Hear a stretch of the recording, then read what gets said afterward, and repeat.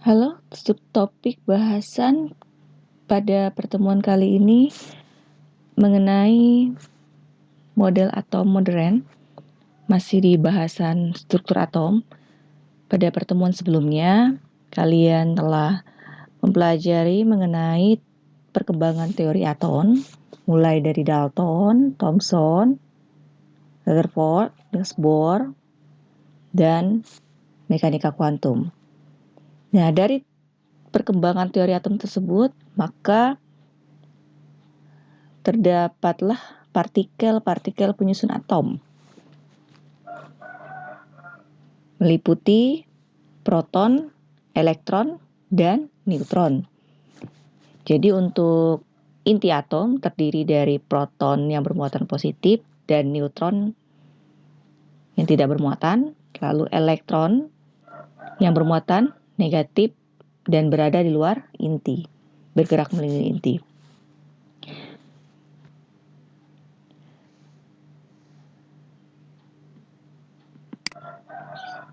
Nah, sekarang kita melanjutkan ke topik model atom modern, yaitu mekanika kuantum. Pada penjelasan sebelumnya mengenai model atom modern, ada beberapa orang ilmuwan yang mengemukakan pendapatnya yang menyatakan bahwa elektron itu bersifat dualisme, yang artinya dia bersifat sebagai partikel, yaitu mempunyai massa, dan bersifat sebagai gelombang. Nah, karena elektron itu bersifat sebagai gelombang, otomatis pergerakannya sangat cepat, seperti cahaya ya. Pergerakan sangat cepat sekali. Jika dia bergerak sangat cepat sekali, berarti untuk menentukan pasti kedudukan elektron di dalam atom itu sulit. Jika pada model atom sebelum mekanika adalah Niels Bohr mengatakan bahwa elektron itu berada di luar inti pada lintasan-lintasannya. Sedangkan di mekanika kuantum, elektron itu bersifat gelombang di mana letaknya tidak persis tepat di lintasan tersebut. Jadi pada mekanika kuantum ada istilah orbital. Jadi apa itu orbital?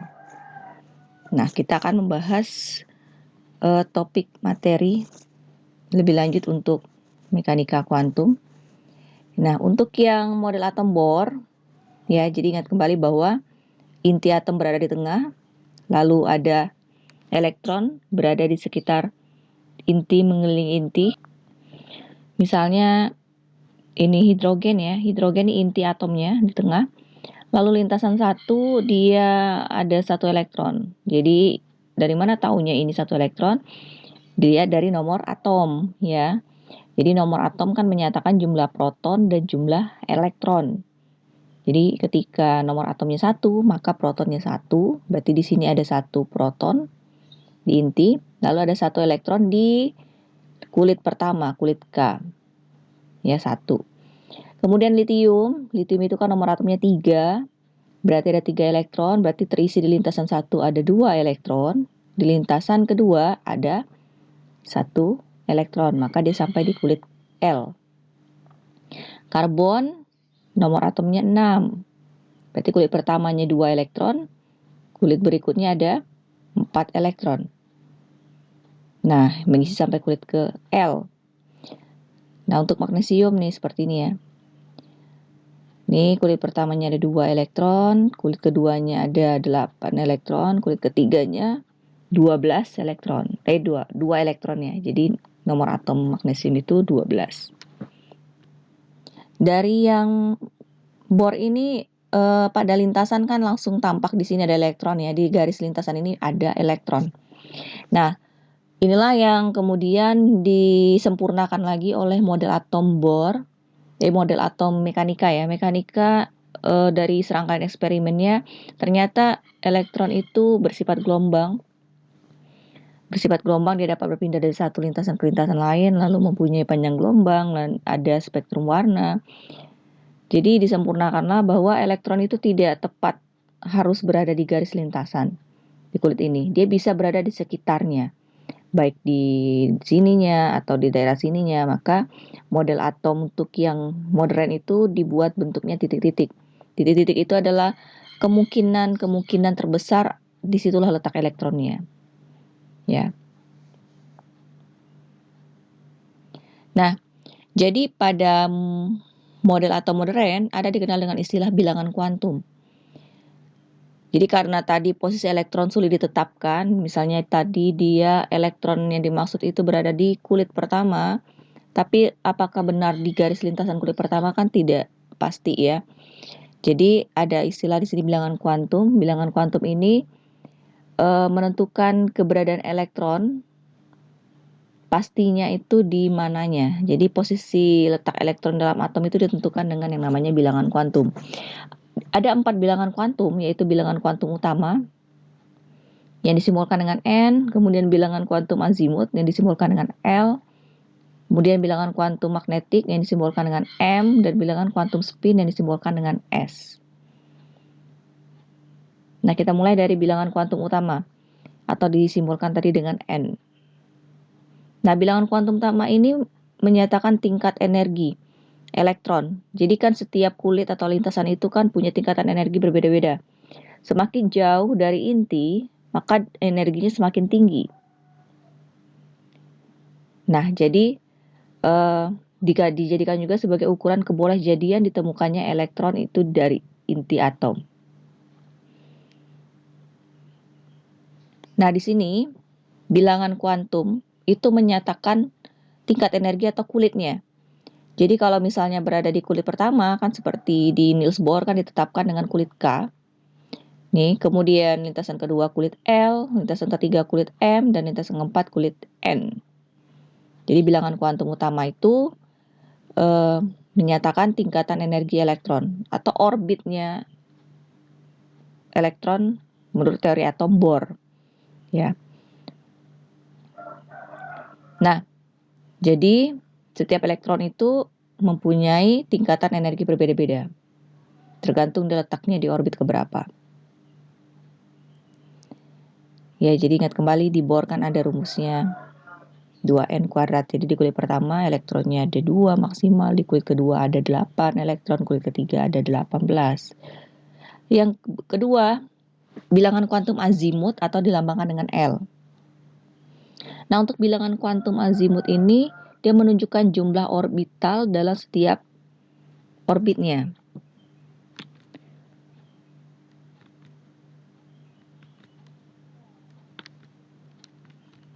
Nah, jadi di sini dirumuskan dengan L itu 0 sampai dengan N-1.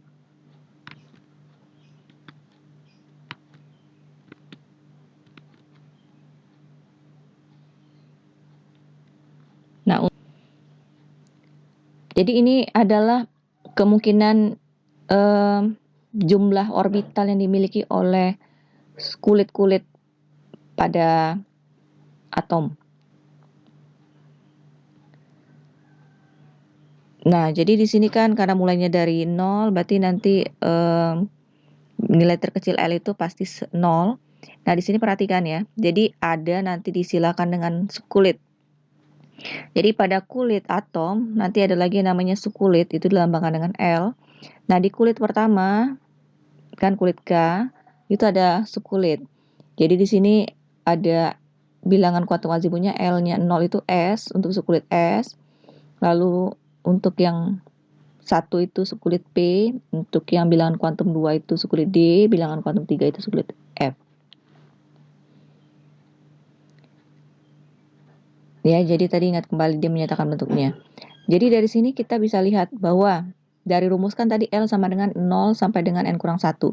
Berarti ketika kulit pertama atau N sama dengan 1, di bilangan kuantum utama tadi misalnya N-nya sama dengan 1 di lintasan 1 berarti dia kulit K. L-nya pasti 0 ya, karena tadi nilainya 0 sampai dengan N-1. Berarti hanya L-nya hanya ada di 0. Lalu ketika N-nya 2, kulitnya L, berarti L-nya 0 dan 1 ya, karena N-1 berarti kan 2 kurang 1, berarti batasnya sampai di 1. Lalu ketika N-nya sama dengan 3, berarti 0, L-nya 0, 1, dan 2. Ya, jadi karena tadi 3 dikurang 1, maka batas maksimalnya di 2. Nah, ingat kembali ya bahwa 0 itu bentuk sukulitnya S, 1 sukulitnya P, dan L-nya 2 sukulitnya D. Berarti untuk kulit ketiga sampai batas di L-nya 2, yaitu D, SPD. Berarti kalau misalnya 4, nanti ini kulitnya 4 ya. Berarti N, berarti 4 kurang 1, 3. Berarti batasnya sampai di 3. Jadi di 0, 1, 2, 3. Berarti dia mempunyai sukulit SPDF. Jadi setiap kulit itu punya sukulit lagi. Nah, selanjutnya bilangan kuantum magnetik. Untuk bilangan kuantum magnetik ini disebut juga bilangan kuantum orientasi karena menyatakan banyaknya dan posisi atau orientasi orbital. Nah, jadi ketika tadi kita telah menentukan yang kedua tadi adalah subkulitnya, pada subkulit itu ada lagi yang namanya orbitalnya atau istilahnya orientasi elektronnya. Jadi posisi atau orientasi atau orbital adalah tempat di mana elektron bergerak di dalam atom. Dan masing-masing orbital maksimum menampung sepasang elektron. Nah, untuk nilai bilangan kuantum magnetik ini merupakan bilangan bulat dari min L sampai plus L. Jadi rumus menentukan nilai M itu min L 0 plus L. Jadi ini saling berhubungan dengan sebelumnya yaitu nilai L-nya atau sukulit. Nah, jadi kalau misalnya tadi ya pada bilangan kuantum azimut itu L-nya ada mulai dari S, P, D, dan F yaitu dari 0, 1, 2, 3. Jadi ketika orbital S atau L-nya sama dengan 0 ya, maka M-nya 0. Karena tadi kenapa 0? Karena tadi untuk rumus L itu min L sampai dengan plus L. Jadi nggak mungkin ada min 0 ya. Jadi M-nya hanya 0. Berarti orientasi orbital untuk sukulit S itu hanya satu, yaitu bentuknya 0, ada di 0 tadi. Ya. Maka karena arahnya hanya 1, 0, maka orbital S tidak memiliki orientasi dalam ruang. Orientasi ke arah mananya tidak ada, maka dia ditetapkan sebagai bola simetris bulat seperti ini. Jadi kalau untuk yang sukulit S, peluang terbesarnya hanya berada di sekitar inti seperti ini. Jadi semakin pekat warnanya, titik-titiknya semakin pekat, disitulah kemungkinan elektronnya ditemukan. Jadi kalau di sini jarang. Jadi disinilah elektronnya berada. Ini di kulit pertama ya. Kulit pertama kan berarti tadi L-nya hanya ada 0 atau S. S itu orbitalnya hanya di M sama dengan 0. Nah, untuk orbital P berarti L-nya 1 ya. L-nya 1 berarti arah orientasinya berarti bisa dari min 1 sampai plus 1. Ya, jadi dia ada 3 orientasinya. Dari min 1, 0, dan plus 1. Sesuai dengan rumus tadi ya. Jadi, untuk yang P, dia ada arah bidang X, Y, dan Z. Seperti ini. Ini adalah orientasi orbit. Ya, orientasi orbit elektron di dalam orbital. Jadi ada PX, PY, dan PZ. Untuk D, kan L-nya 2 tadi ya simbolnya. Maka M-nya itu dimulai dari min 2 sampai plus 2. Berarti ada 5 ya. Jadi min 2, min 1, 0, 1, 2. Berarti orientasi orbit untuk orbital pada sukulit D itu ada 5 arahnya. Di sini disimbolkan dengan DXY, DXZ, DYZ, DX kuadrat, Y kuadrat, dan DZ kuadrat. Ini adalah bentuknya seperti bola berpilin 4. Bola berpilin 2 ya, dibentuk seperti ini. Kalau yang P tadi seperti bola berpilin. Nah, ini bentuk bidang-bidang kemungkinan elektronnya ditemukan. Bentuknya seperti ini. Ini bidang DXY, ini DXZ. Ya, ini DXZ berada di antara bidang DXZ. Ini DYZ sampai sini. Jadi ada 5.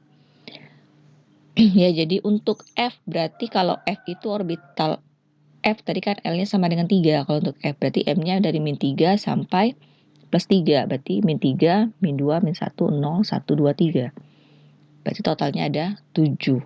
Berarti arah orbit elektronnya ada, orientasinya ada 7 orbital. Untuk yang subkulit F. Selanjutnya bilangan kuantum spin, yaitu dilambangkan dengan S. Nah, dia ada dilakukan percobaan oleh Stern-Gerlach. Ada 2 macam spin elektron yang berlawanan arah dan saling meniadakan. Jadi ingat kembali tadi ya bahwa di dalam orbital itu maksimal terdapat 2 elektron. Di dalam orbital terdapat 2 elektron. Nah, elektron itu kan bermuatan negatif. Jadi kalau dia bergerak mengelilingi inti, sama-sama bermuatan negatif, yang terjadilah tolak menolak. Kalau tolak menolak terjadi, maka tidak stabil elektron dalam inti. Jadi pergerakan elektron dalam inti itu tidak searah, tapi dia berlawanan. Jadi 2 elektron yang ada di dalam orbital itu bergeraknya berlawanan arah di dalam inti. Ada yang nanti searah jarum jam, ada yang berlawanan arah jarum jam. Jadi dia bergerak mengelilinginya searah, ada yang berlawanan. Seperti ini ya. Seperti ini searah jarum jam. Yang ini berlawanan arah jarum jam. Ya, jadi untuk elektron di dalam setiap orbitalnya kan tadi ada 2 elektron. Nah, bergeraknya itu mereka tidak sama. Jadi biar stabil ya. Dia bergerak berlawanan arah. Nah, untuk yang posisinya searah jarum jam itu ditandai dengan positif setengah. Ini dibuat nanti di orbital, di kotak orbital nih ya. Ini hanya sekedar narasi bentuknya kotak. Di sini digambarkan elektronnya itu searah jarum jam arah ke atas. Lalu untuk yang min setengah itu arahnya ke bawah. Jadi satu ke atas, satu ke bawah. Nah, maka dari sini kita bisa simpulkan ya, peluang keberadaan elektron dalam atom itu berdasarkan pada yang pertama, yang diambil duluan adalah N-nya. N yaitu kulitnya, lalu di kulit itu terdapat subkulit, di subkulit itu terdapatlah orbitalnya. Nah, di orbital itulah terdapat elektron. Nah, elektron yang ada di dalam orbital tadi maksimum kan 2. Berarti 2-nya itu bergeraknya satu searah jarum jam, satunya lagi berlawanan arah jarum jam.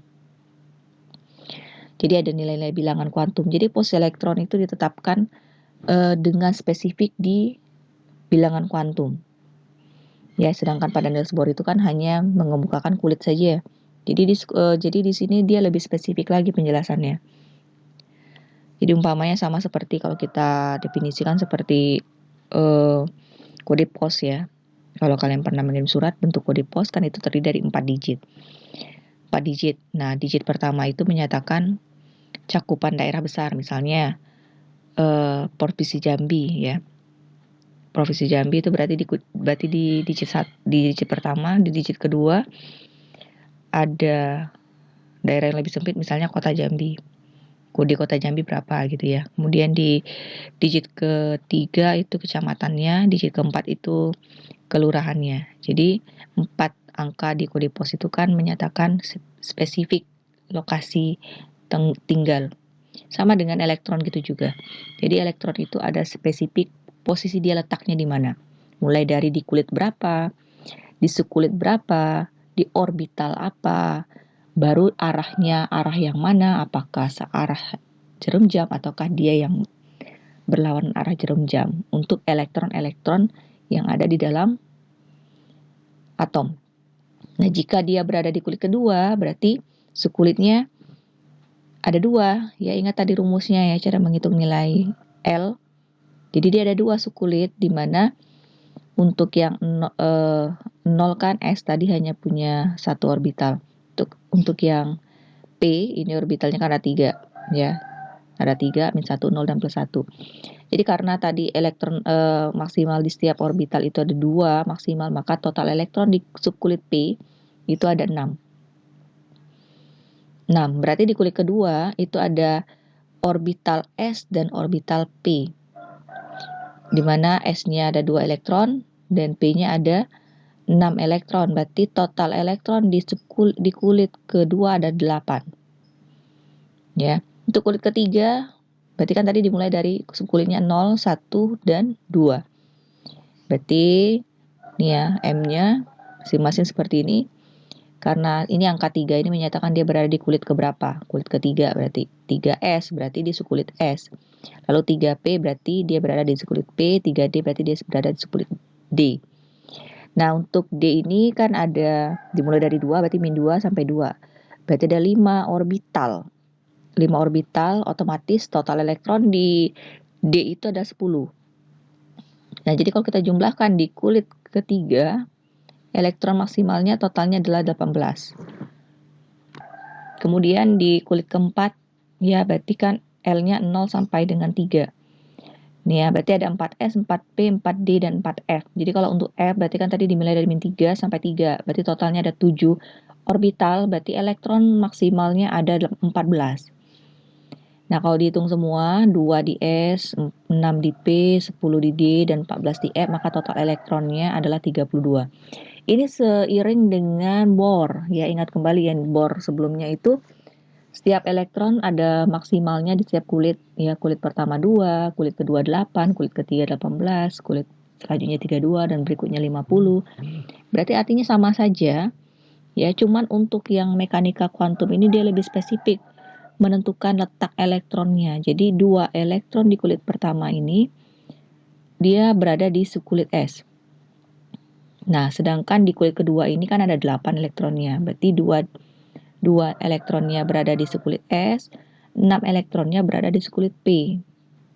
18 ini 2-nya di S, 6-nya di P, 10-nya di D. Jadi lebih terpecah pembagian letak posisi jelasnya di dalam atom itu.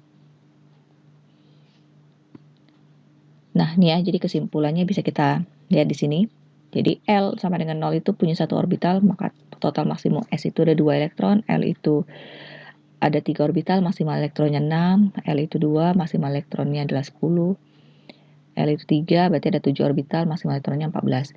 Nah ya, jadi untuk menentukan posisi elektron itu mulai dari kulitnya. Jadi elektron itu berada di kulit keberapa? Di N berapa? Lalu di N berapa? Lanjut lagi di subkulit berapa dia yang mau kita cari? Atau dilambangkan dengan L. Lalu di orbital mana ya? Lalu di arah orientasinya apakah dia yang searah jarum jam atau berlawanan arah jarum jam untuk elektron tertentu di dalam atom yang mau kita cari posisinya. Jadi ada 4 penentuan posisi elektron di dalam atom. Nah, selanjutnya untuk konfigurasi elektron. Jadi konfigurasi elektron untuk model mekanika kuantum juga lebih spesifik lagi. Kalau pada Bohr itu sebelumnya kita sudah bahas membuat konfigurasi elektron dengan model Bohr, dimulai dari yang K2, lalu L kulit kedua L8, lalu selanjutnya 14, 32, 50. Nah, untuk yang Aufbau, ya,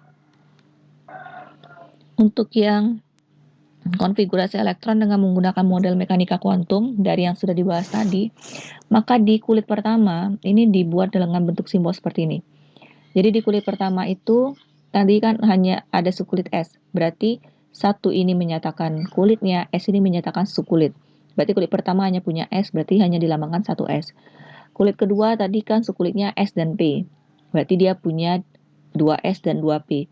Kulit ketiga dia punya 3S, 3P, 3D. Maka dibuat 3S, 3P, 3D. Kulit keempat 4S, 4P, 4D, dan 4F. Ya, kulit kelima 5S, 5P, 5D, 5F, sebenarnya ada lagi 5G gitu ya.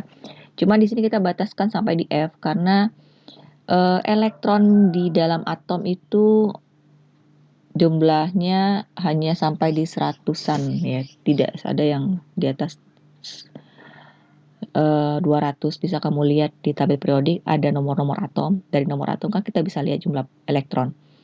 Jadi elektronnya itu tidak ada batas sampai di G ya, subkulit G. Berarti batas maksimalnya di F. Nah, untuk 6S pun juga dibataskan sampai D karena tadi jumlah elektronnya terbatas tidak sampai di angka 200-an. 7S, 7P, lalu 8S. Nah, pengisian elektronnya juga ada aturan. Jadi ada prinsip dalam penentuan konfigurasi elektron dengan model mekanika kuantum. Ada prinsip Aufbau. Jadi Aufbau ini pengisian orbital dimulai dari subkulit yang tingkat energinya rendah, baru diisi ke tingkat energi yang lebih tinggi. Jadi pengisian elektron itu dimulai dari yang ini. Ini arah panah ini artinya alur pengisian elektron.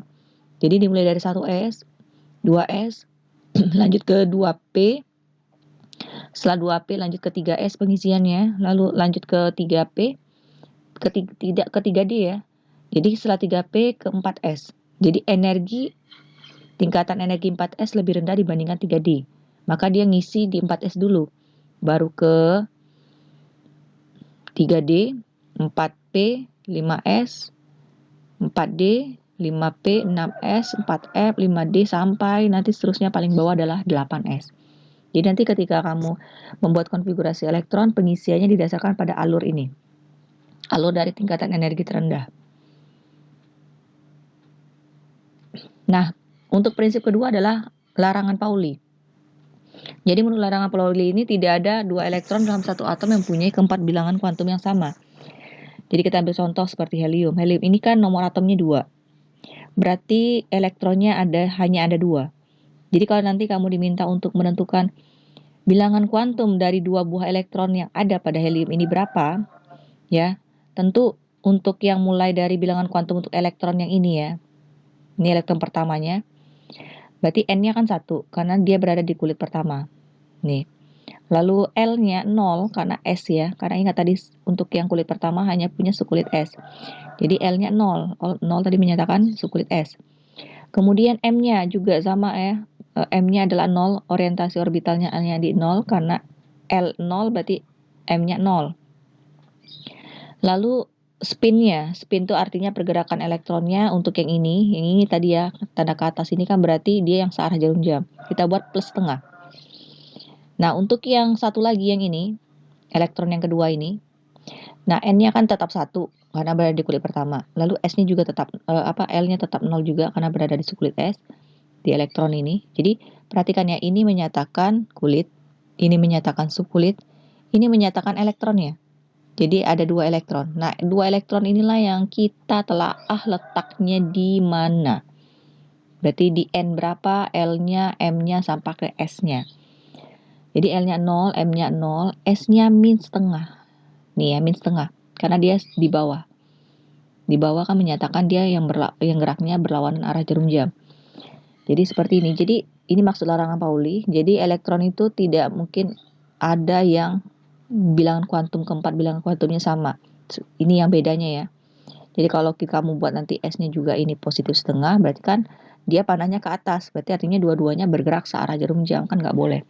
Jadi elektron di orbital itu maksimal 2 dan keduanya itu pergerakannya berlawanan, satu searah, satunya lagi berlawanan. Jadi setidaknya pasti berbeda di nilai S-nya. Yang berikutnya adalah aturan Hahn. Jadi di aturan Hahn ini pengisian elektron di orbital itu dari satu subkulit itu dia pengisiannya diisi dulu semua orbital baru dibuat berpasangan. Jadi tidak boleh diisi langsung berpasangan-pasangan. Jadi misalnya ya, untuk nitrogen nomor atomnya 7. Kita buat konfigurasi elektronnya. Jadi kalau nomor atomnya 7 berarti kan elektronnya berjumlah 7. Dimulai dari 1S, 2S, 2P. Ini ya, ini yang atas ini menyatakan elektronnya. Berarti elektronnya di kulit pertama ada 2, di kulit kedua juga ada 2 di S, lalu masih di kulit kedua ada 3 elektron. Kalau pada membuat konfigurasi Bohr kan berarti 2, dilanjutkan kulit kedua kan 7. Nah, kulit kedua yang 7 itu dipecahlah.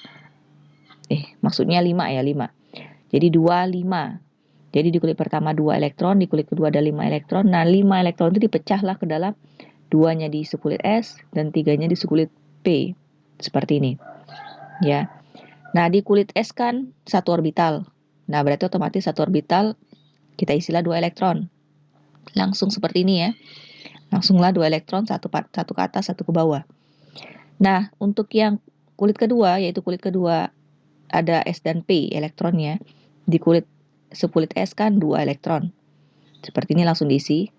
Nah, di sekulit P kan ada 3 orbital. Nah, 3 orbital ini kita isilah elektronnya kan 3 nih. Berarti diisi di kulit pertama 1, di kulit kedua 1, kulit ketiga 1. Jadi diisi dulu penuh dengan 1 elektron dengan posisi di atas. Baru dilanjutkan dengan, kalau misalnya elektronnya masih lebih bisa, orbitalnya sudah terisi penuh, baru kita lanjutkan pengisian berpasangan. Ya, misalnya tadi P-nya 4, otomatis kan masih ada 1 lagi, berarti kita buat baru di sini lagi dengan posisi ke bawah. Nah, jadi kalau kamu buat seperti ini, P kamu buat gini, 1, 2, 3, ini salah. Artinya kamu tidak isi dulu penuh, tapi kamu langsung buat berpasangan. Di setiap orbitalnya itu salah. Jadi isi dulu dengan 1 elektron, posisi ke atas, baru kemudian dibuat berpasangan. Itu aturan Hahn namanya.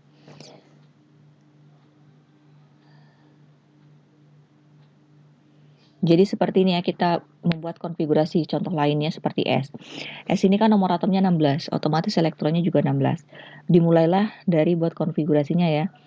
Berarti ingat tadi aturan pada konfigurasi mekanika, dimulai dari 1S2, lalu 2S, lalu di kulit kedua, nih ya, di kulit kedua kan ada S dan P. Jadi kan otomatis elektronnya 16, ini sudah terpakai 2, berarti masih ada 14 lagi. Berarti di kulit kedua ini masih bisa terpenuhi 8 elektron.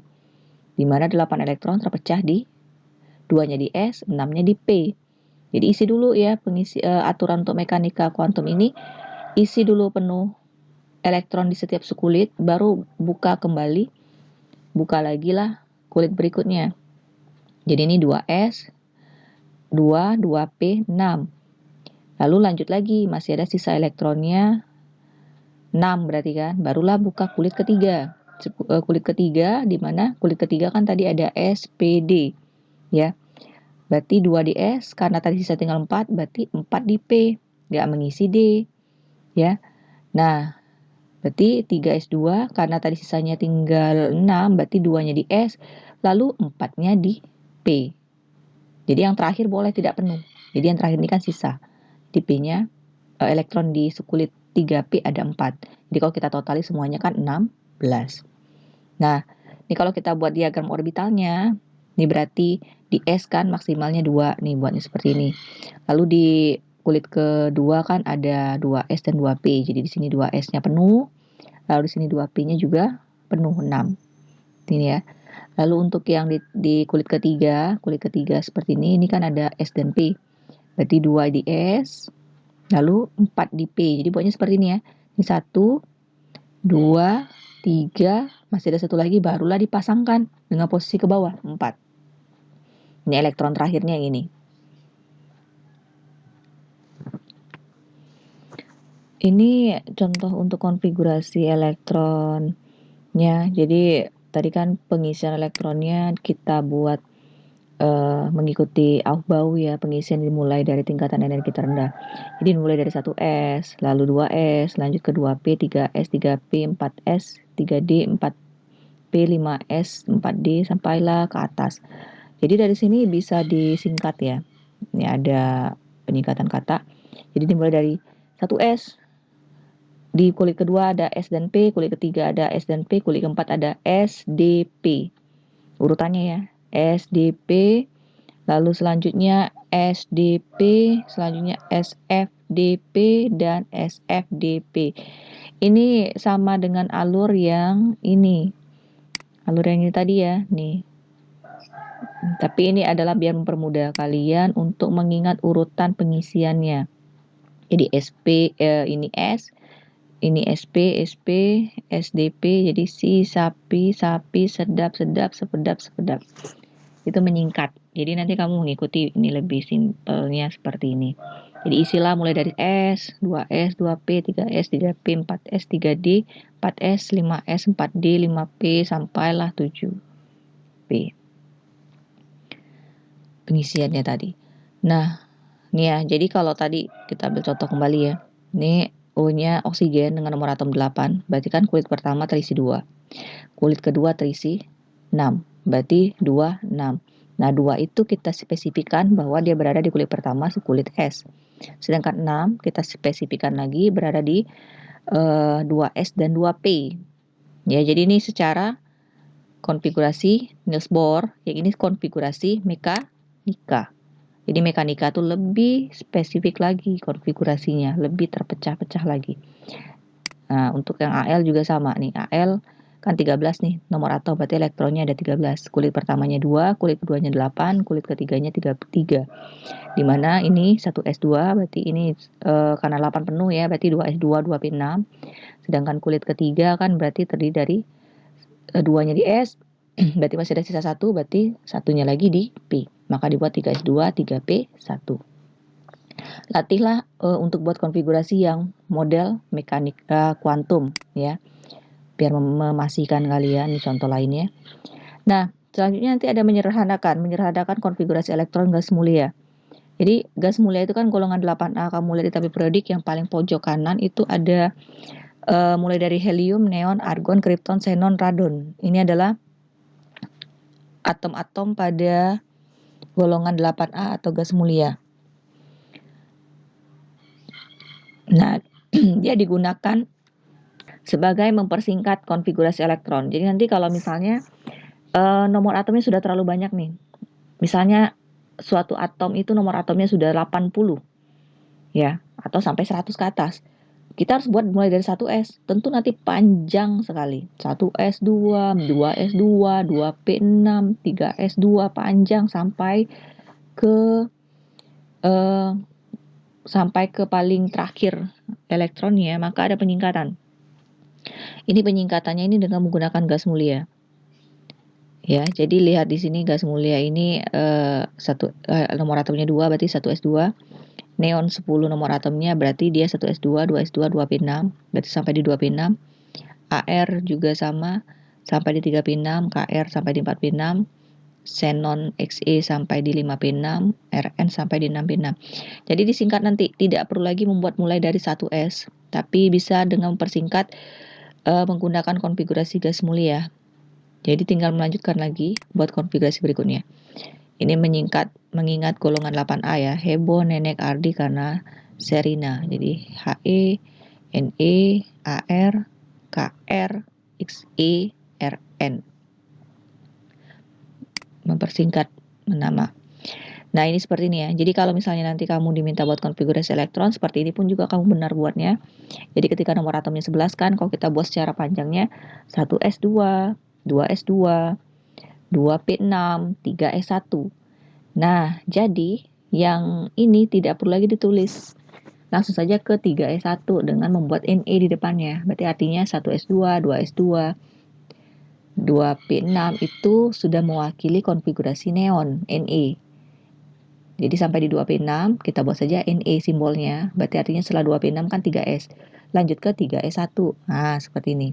Jadi tidak perlu lagi tulis yang mulai dari 1S. Langsung saja konfigurasi mewakili gas mulianya. Ini kan sudah artinya Ne kan tadi 10 nomor atomnya ya. Ditambah 1 berarti 11. Itu juga dengan di bawah contohnya klorin 17. Berarti Ne berarti lanjutannya kan 7 elektron lagi ya. Bukalah 3S2, 3P5. Nah, untuk yang Ti nomor atomnya 22. Berarti ya bisa dipakai di konfigurasi elektron golongan gas mulia berarti argon Ar. Karena argon itu nomor atomnya 18. Baik kita pakailah 18, nggak usah neon, karena neon 10 ya, kita pakai yang lebih mendekati 22 adalah 18. Jadi tidak perlu lagi menulis konfigurasi yang mulai dari 1S, 2S2, 2P6, 3S2, 3P6, setelah 3P6 kan lanjutnya 4S2. Nah argon kan tadi sampai batas di 3P6, berarti langsung lanjut ke 4S2, ke 3D2, 22. Begitu seterusnya ya, untuk yang ini 99 kita pakai radon. Radon kan tadi 86 nomor atomnya. Jadi 86 sisalah masih berapa lagi. Maka lanjutlah 7S2 5F11. Jadi tidak perlu mulai dari 1S buatnya. Oke. Ini ya, jadi menuliskan konfigurasi elektron yang benar seperti ini. Ya, jadi tidak boleh kita buat tidak beraturan. Ingat tadi harus sesuai dengan aturan Aufbau. Pengisiannya dimulai dari tingkatan energi terendah. Cara 3P ini tidak boleh lanjut ya. Jadi tidak boleh 3P 3D 4S, tapi kita harus buat 3P 4S 3D karena tadi sesuai dengan tingkatan energi.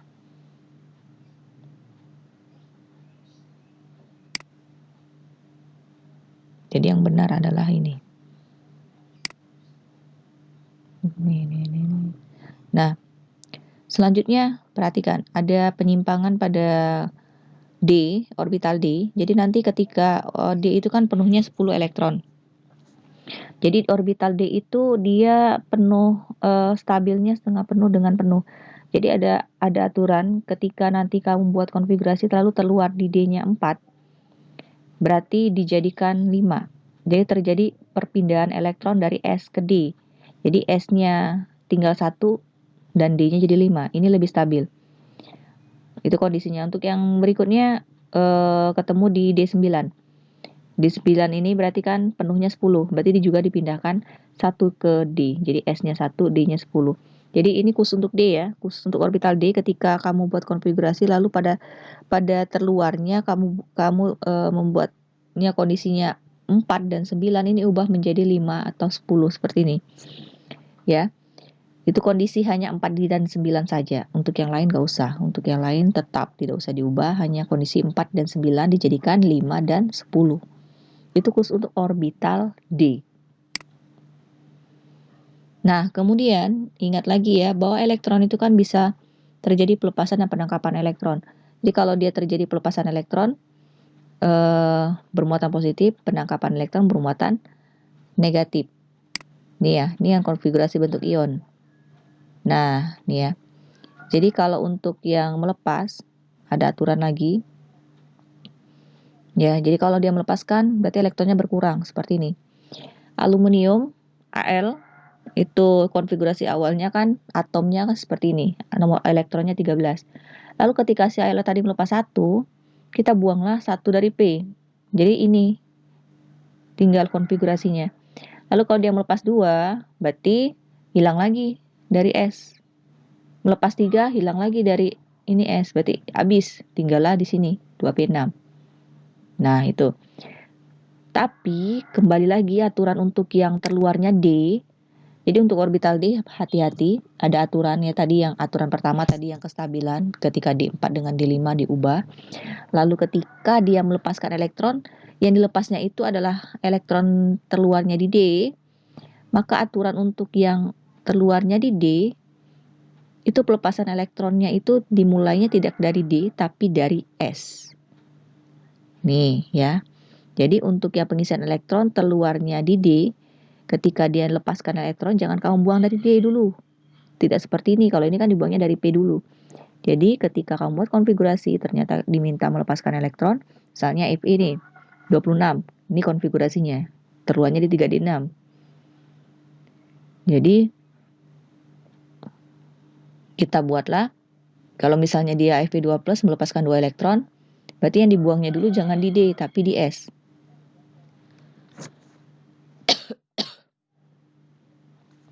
Ya, jadi yang dibuangnya di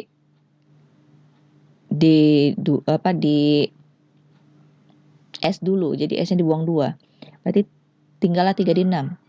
Nah, kalau mau melepaskan satu lagi, karena S-nya sudah habis, berarti baru dibuang dari D. Jadi tinggal 3D5. Mungkin untuk lebih jelasnya kalian bisa langsung pelajari, baca-baca dari buku paket dan dari modul ini. Nanti Ibu akan berikan modul ini juga, kalian baca, kalian latih ya, ingat ya. Harus sering latihan. Kalau hanya sekedar menyimak dan melihat saja tanpa kamu coba melatihan membuatnya, maka sulit ya. Jadi kimia itu memang pertama konsep dasarnya harus kamu pahami, lalu harus diuji lagi. Kamu coba kerjakan soal-soal, dites, jadi dari situlah kamu bisa paham. Oke, demikianlah materi hari ini. Kita bahas tentang bilangan kuantum. Jika kalian masih kurang paham, kalian pelajari kembali, lihat dari sumber-sumber lainnya, atau bisa kita diskusikan di forum diskusi. Demikian pertemuan kali ini. Terima kasih.